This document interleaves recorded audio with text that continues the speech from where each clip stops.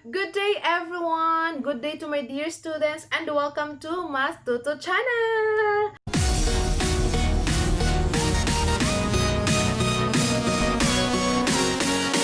Okay, so for today's video tutorial, we will learn again some mathematical tricks, no?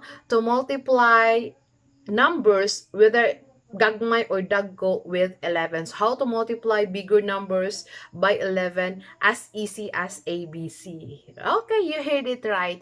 So, pasensya na po if medyo delayed ang pag-upload natin ng mga video tutorial. So, as you can see, no, ebidensya ng pagiging busy-busyhan ni teacher. By the way, as I have promised, so you will have another tricks or strategies in how to multiply bigger numbers by 11. So, I found this strategy in an ancient mathematical number system. It's an Indian number system. Nakikita ko sa ilan sa kanilang mga sutras, no, this strategy. So, I think this is effective kasi para sa akin effective eh. So, I hope this will help you also, no, in multiplying bigger numbers by 11. Okay, so let's start with this number. 34 times 11. So, please pay attention to the steps. Simple lang naman yung steps. Kayang-kaya natin i-follow. Pero pag ma-miss natin yung isang step na, nako, sakit sa agtang na, dayo na. Okay? So, just pay attention. So, we have 34 times 11. See, 34 here is our multiplier. Now, the first step that we are going to do is to split the two digits since the multiplier is dalawang digits lang naman. So, which is 34, no? So, we're gonna split, meaning yung pag-split, bigyan lang natin ng space, no, in between the numbers. So, like this one. Okay? So, 3 and 4. And then, insert the sum of the two digits. So, what is the sum of the two digits? So, you have to add 3 plus 4. 3 plus 4 is equal to 7. And then, you're gonna put that 1 in between 3 and 4. Okay? So, like that. And that's it. Now, you got now the product. Yes, you can try that one. Or you can check that one. So, we have 34 times 11. That is equal to 374. Oh, very easy, right? Let's try another one. We have 24,532 times 11. Oh, that's a big number, right? But don't worry, no? Using the strategy, you can see ang dali lang i-multiply, ang dali lang kunin yung product niya. So, what we're going to do is to bring down the first digit slightly to the left. So, as you can see, here, medyo binibigyan ko ng space, no? In between sa mga numbers para dili gid maghuot ang atong mga numero. So, bring down the first digit of the multiplier, which is 2. So, tada! Bring it down. Okay. And then, add the first digit to the digit next to it and place the sum underneath the space between them.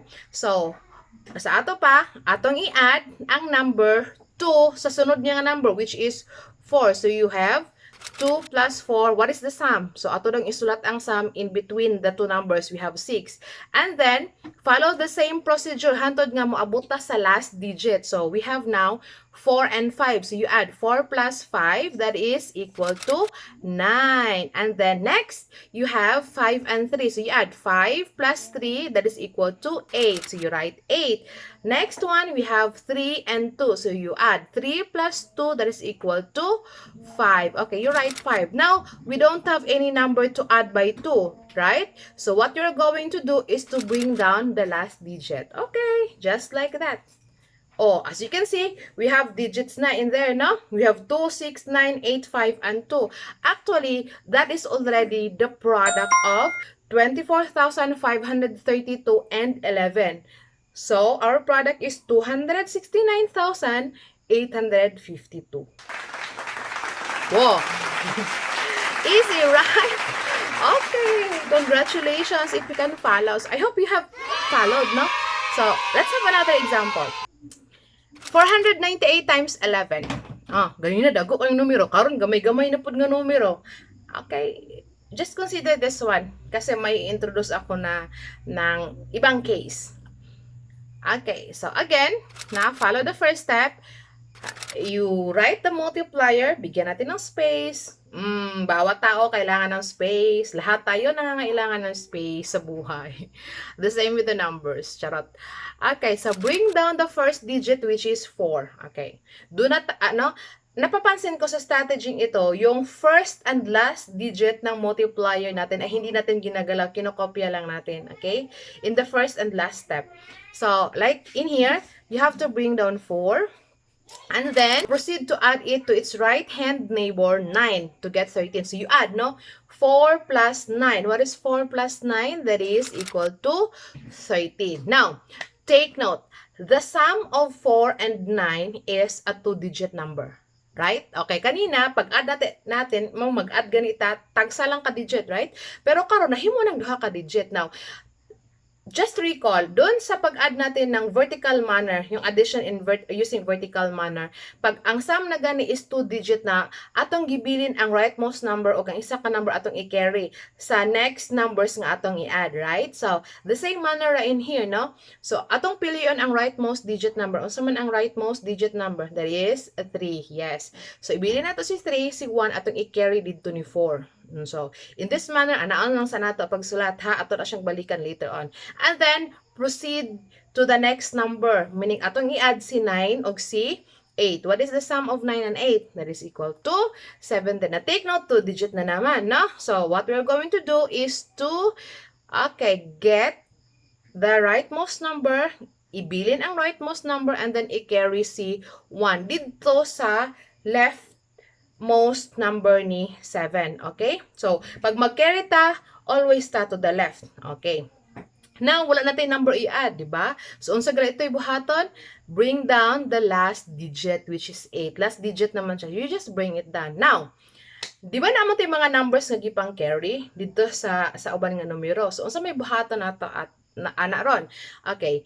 So, in here, we add the carry to the original digit to get the final answer. So, there is a 4 og 1, di ba? 4, nakirihan man siya og 1. So, what you're going to do is to add them. 4 plus 1, that is equal to 5.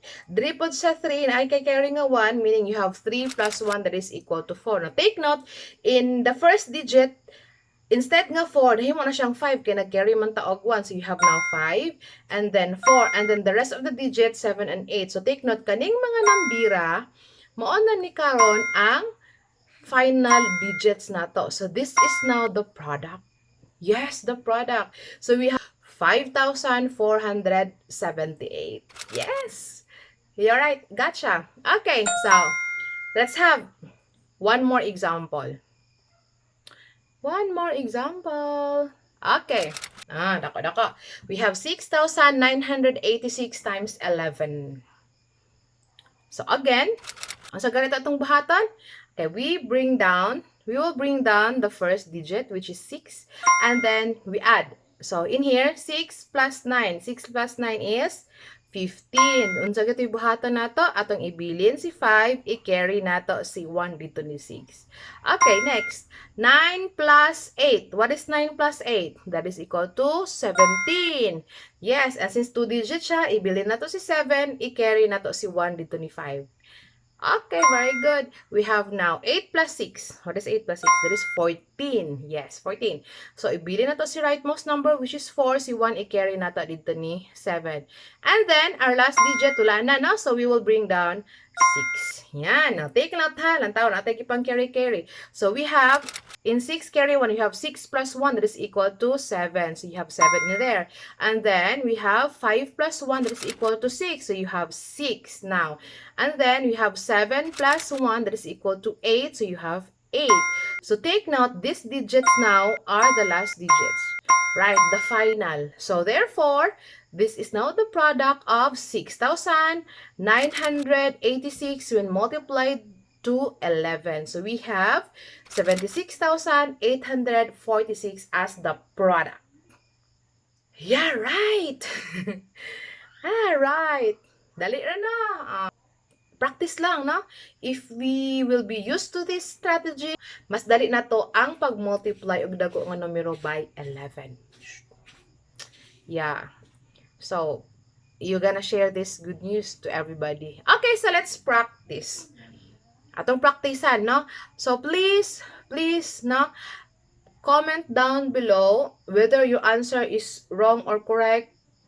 Magmatter na sa ako tungod kay gusto na ko lang taon kung nakaka-on ba jud mo sa atong video tutorial. So please comment down below your answers. That will also serve as your attendance. As you can see, this video tutorial is a project of the College of Education in GRMSU Tampilisan. So we want also to assess whether this program is effective to our dear clientele, sa ato ang mga stakeholders, sa ato ang mga estudyante, wherein dili na mo pwedeng adtuon para maamong matabangan, but we use this platform to extend our services para sa ato ang mga minahal nga estudyante, both in Department of Education and in tertiary level, as well as the parents also. Okay?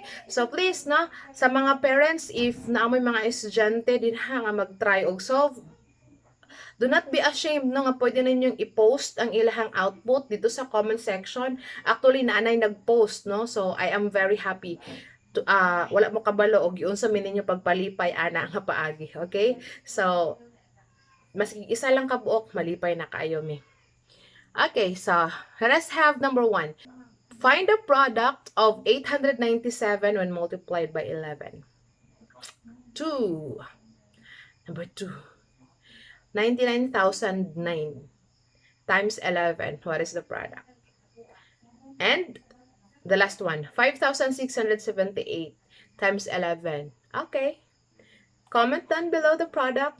That would be all for today's video tutorial. Happy learning, everyone. God bless, and I'll see you on our next video tutorial. Bye. Keep safe.